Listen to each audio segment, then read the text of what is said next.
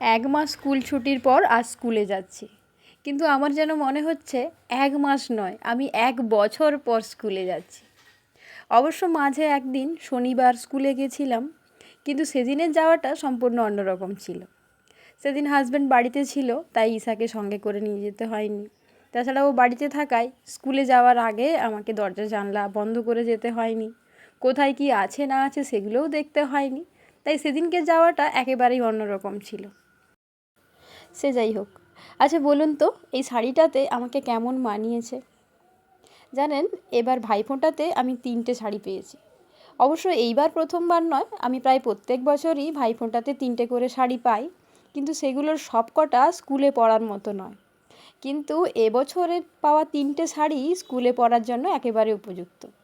আজকে একটা দেখালাম, আর বাকি 2টো শাড়ি অবশ্যই আপনাদেরকে দেখাবো কোনো একদিন।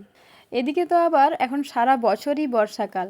আজকেও ভালোই বৃষ্টি হচ্ছে, তাই স্কুলে যাওয়ার আগে অবশ্যই রেনকোটটাও পরে নিতে হলো।